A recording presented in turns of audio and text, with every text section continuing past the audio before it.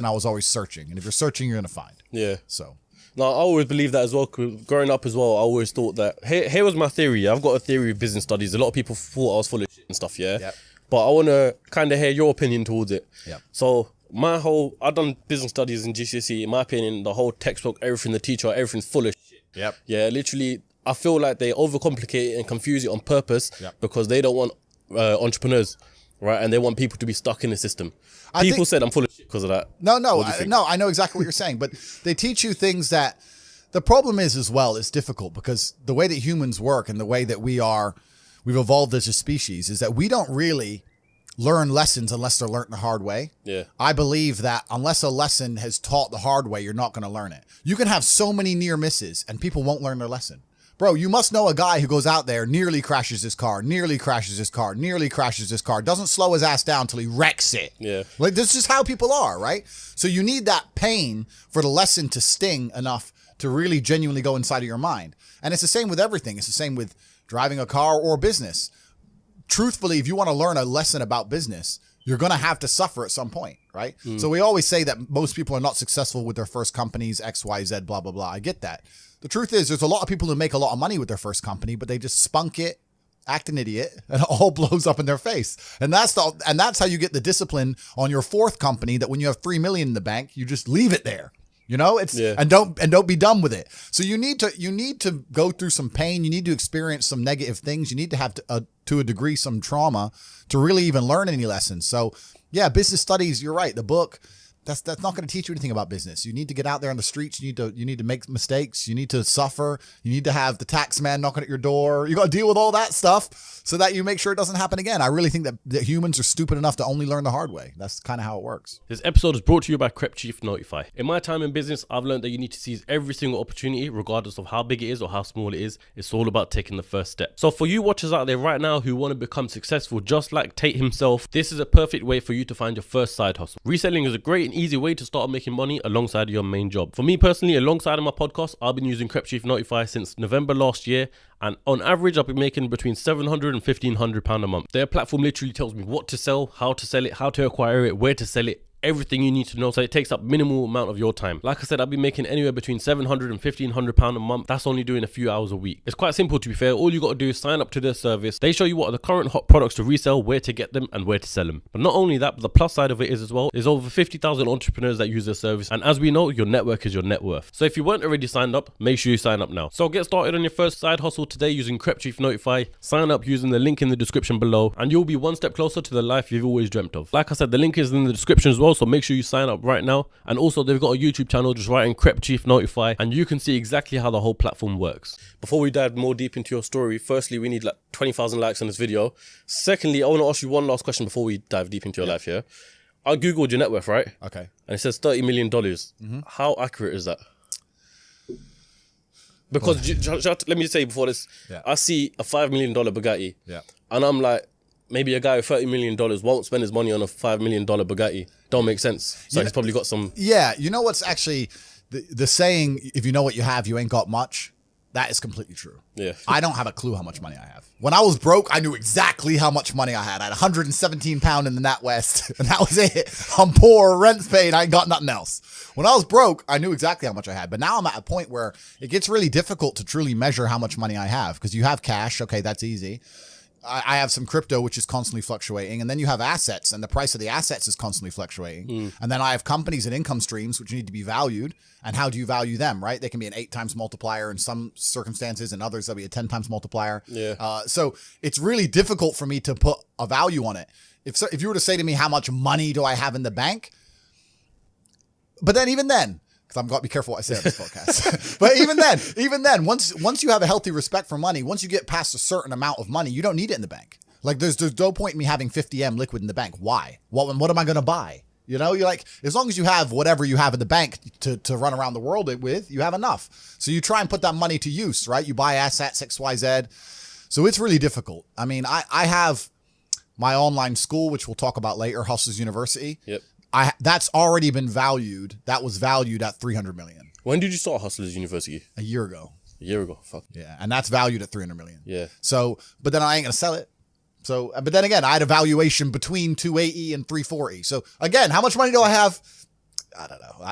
I could, if I really wanted to, if I wanted to sit here and say I was worth 500 million, I could prove that. Yeah. Yeah. If you sold up everything? If I wanted to, I could come up with 500 million probably. Yeah, I believe that. That's what I'm saying. A guy like that buy another Bugatti. I'm pretty sure I saw a vlog where you're going to buy another Bugatti. I've already bought a second one. Is it? Yeah. Which one? I've put another order down for another Chiron. So it's because that's the only one that's out right now. There's a Roadster coming, supposedly. I've heard rumors of. Yeah. I've bought a Koenigsegg as well. I got a Gemera on the way. Yeah. I'm talking to Pagani. I saw that you about put it on your story, so I assumed the new probably. Pagani. But you know what? This is another thing about money. I'm gonna sit here and I'm gonna complain. This is gonna upset all the brokies at home. There's nothing to fucking buy. Like you buy 3 or 4 diamond watches, you buy a couple suits, you buy some cars. What else? What else is there to buy? You end up just spunking it on bottle shows and $10,000 steaks. There's nothing to buy. You can go on a holiday and travel, blah blah blah. But if you're actually looking for physical items, things to own and buy, there ain't much to buy. Okay, you can buy property, but property is a funny one for me because I'm very anti-governmental as a person, and I think that property is one of the big tools the Matrix uses to enslave. To keep you in the system. Completely, man. You buy a $10 million house in whatever country, you don't want to piss off the government of that country. Yeah, but saying because you'll lose that house. Saying that, I know you bounce everywhere for different locations. Yeah. Yeah. But what about buying houses in different locations? You still don't agree with that? Nah, because then you got a headache if you got to look after it. Now it becomes a job, right? Yeah. There's a lot of people who talk about passive income, and we'll talk about passive income because I think that's the biggest scam on the planet. The idea of passive income in and of itself is a lie. You're the first person on the podcast to say that. bro. Yeah, no, like everyone goes, oh, I want passive income. Well, of course you do. Everyone wants passive income, but tell me how you're going to get it, because having tenants is not passive income. Ask anybody who has tenants. It's fucking headache, right? Yeah.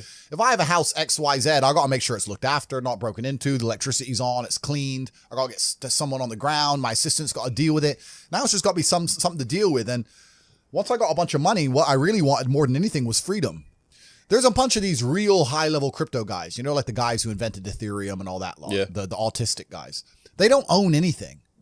And I kind of get that. I'm at the point now where they have a backpack of their possessions, and if they want a house, they rent it. They want a Lambo, they rent it.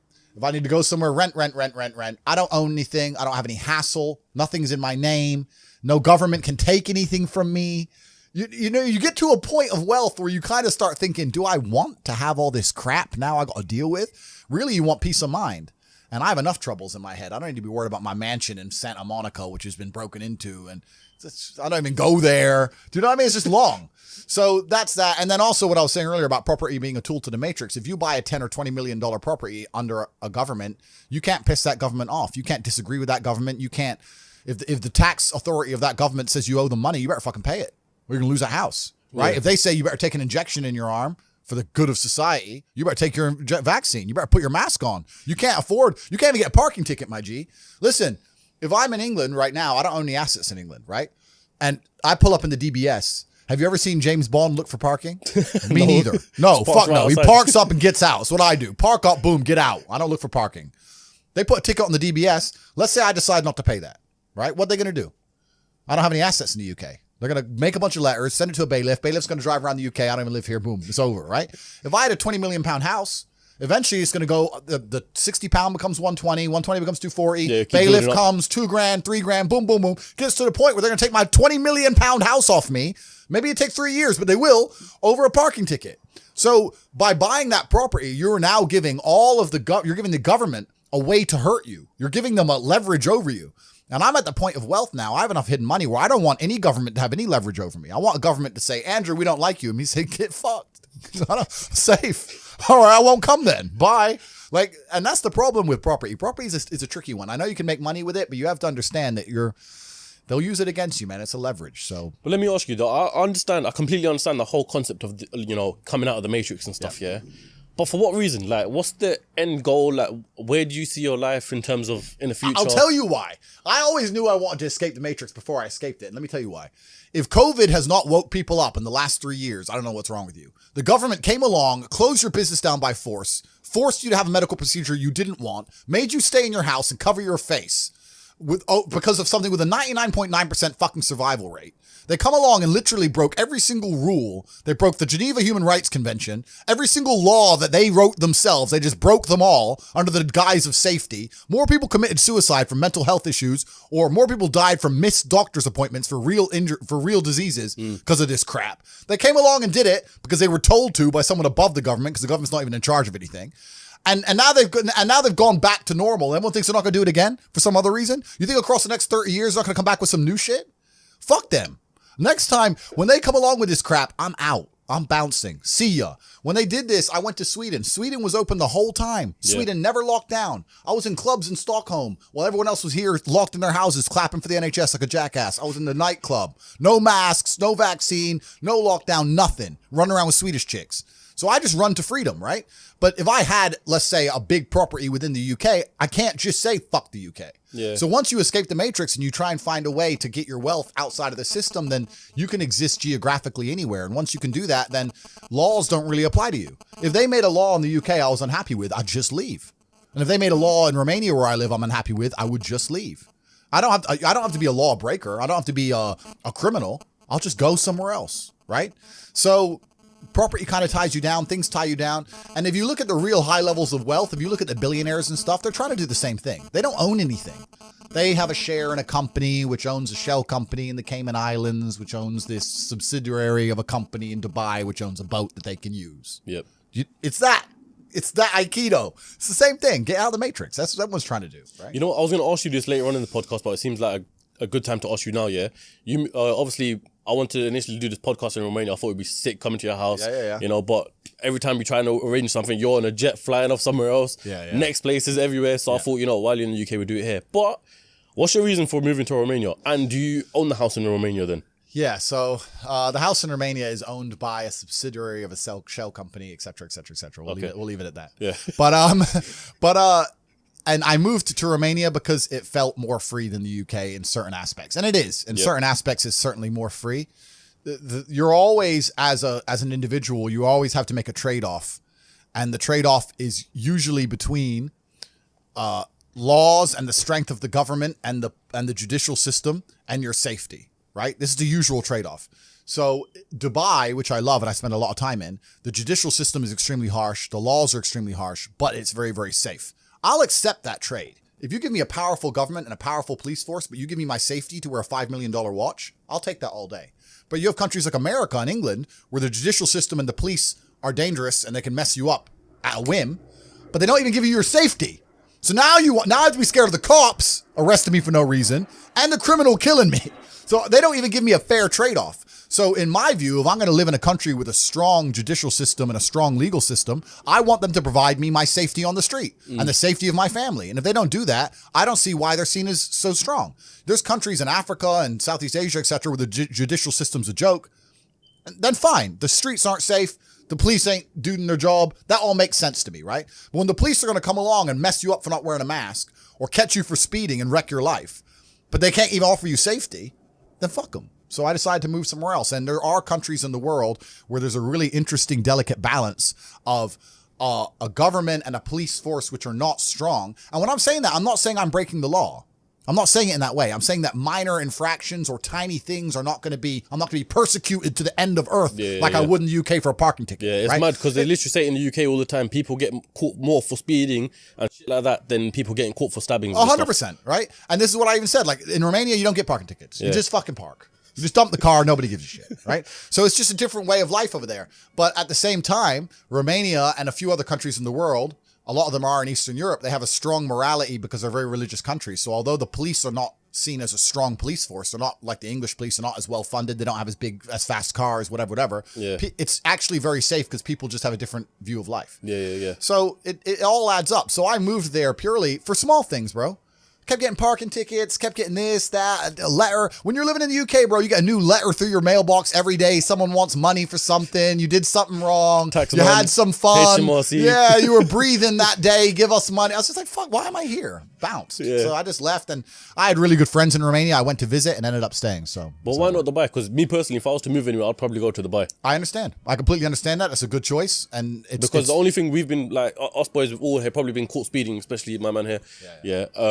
And that's the only thing. They don't really give a shit about speeding like that. They'll pull you over, say, why are you speeding, all that. But the second you commit a proper crime, you're fucked. Yeah. You know what I mean? And I respect Dubai. I really like Dubai. And like I said, I even have no problems obeying every single tiny law down to speed if you're going to give me my safety. But if you cannot offer me my safety on the street, then I think that you've failed as a country and failed as a judicial system. And I don't see why I should have to comply with any of your rules.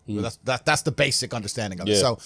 So yeah, I love Dubai. I spend a lot of time there. And even though I live in Romania, I've only been there since the beginning of this year. I've been there less than 2 weeks.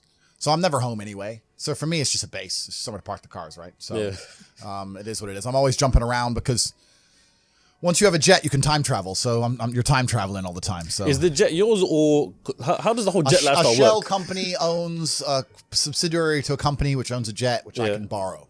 I don't own anything. Hello, everyone on YouTube. I am broke.